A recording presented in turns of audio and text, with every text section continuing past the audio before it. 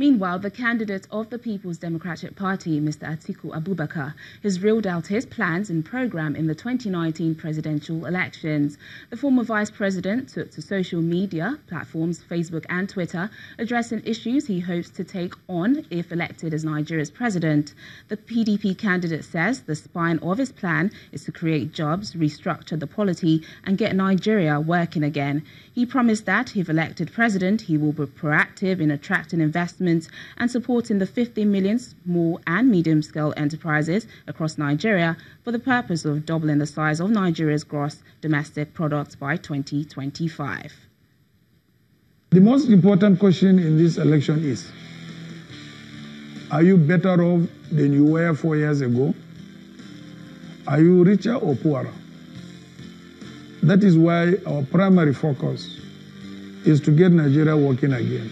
I am strongly of the view that I'm just one Nigerian, and one Nigerian cannot be as wise as all Nigerians. That is why I will offer an inclusive leadership. My plan to restructure Nigeria will lead to a vast increase in the internally generated revenue, both for the federal government and the states, via the matching grants that we will provide to state governments that increase their own revenue. Let me be clear, no state will receive less funding than they get today. In fact, all will receive more, and the harder a state works, the more they will get. We are now being joined by a political affairs analyst, Olalekan Oshikoya, to discuss more on this. He joins us from our Abuja studios. Thank you for joining us. Thank you for having me, Gloria. Well, Olalekan, a lot of promises will be made for Nigerians during this campaign. What questions should we be asking these politicians? I think at this time it's important for Nigerians to have a clear understanding of, as we move on to the election season, to know that what we need to know is about what plans and what effort these candidates are going to offer Nigerians. And it's good to know that we're having two major candidates who are coming from two different viewpoints. One who is the current incumbent president, who has already done 3 years and who has potentially shown us what he can do and what capacity he has.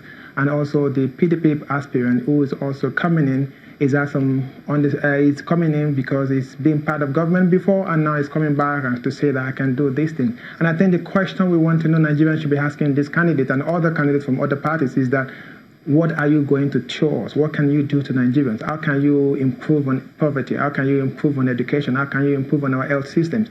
And I think a good way to start is how the campaign has been launched. You can see that this is an issue-based campaign. Both candidates from two major parties are coming with a documentation to say that this is what we are going to do. And I think that's a step in the right direction to see that happen, where you're actually launching your political campaigns with some form of a documentation to show in paper, in writing, what plans you have and what you're going to be pursuing in terms of policy and agenda. And I think Nigerians need to ask this question to say that, okay, beyond words, beyond what your promises, what exactly are you going to do differently? I mean, we've been in this area for the past 20 years of democratic governance in Nigeria, and then we've always seen it's like a circle all the time. You know, somebody comes and makes some promises, have an idea of what's going to happen, and then politics begin to happen, things changes, and then it's not going to be as simple as what promises were made. A lot of them were not redeemed. So I think Nigerians need to go beyond just the rhetoric of, oh, we can make promises. The promises, we have to go beyond that. We have to go beyond promises. Nigerians need to ask candidates to show experience. What have you done before? Where are you coming from? What is your history like? I mean, if you are coming to show leadership, what can we count on what you have done in the past to show that you have capacity to actually lead this country? Nigeria is a very complex country. We are a very complex a nation. And I think that when people come in to put themselves forward to say they want to lead us, they have to come in with some reasonable credentials, something that we should be able to show that they have capacity. Because things will happen. I mean, politics everywhere, whether we're in Nigeria or anywhere in Africa or other places in the world. I mean, when politics happen, it means that things will change. The potential to achieve results will be challenged based on realities of life. But then what capacity do you have? What have you done in the past to show that you have capacity to manage crisis?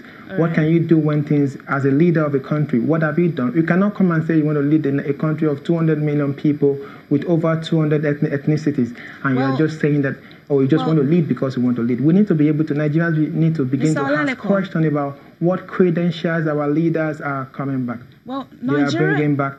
Well, Nigeria operates a multi-party system, but some have said it appears the race is just between two political parties, the APC and the PDP. What do you think other political parties can do to gain more attention? Thank you. The most important thing is that I think we should all know that we are not alone in this trend.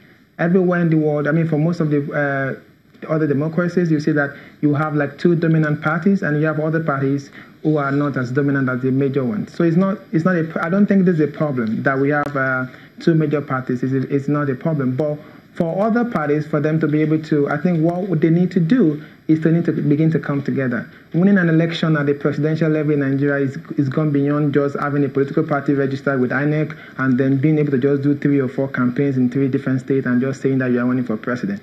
It won't work, and we know that. But if political parties who are not the major parties want to really get something out of this election, then they need to collaborate, they need to come together, they need to come up and form a critical mass and pull their resources together. It takes a lot of effort in terms of money, people.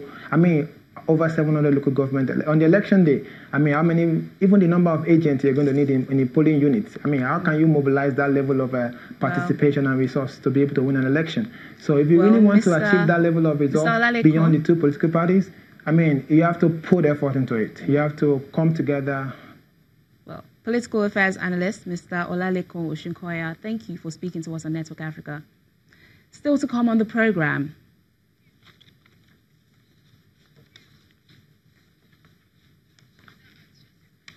A Rwandan artist launches a new exhibition that celebrates 45 years of his work. Please stay with us.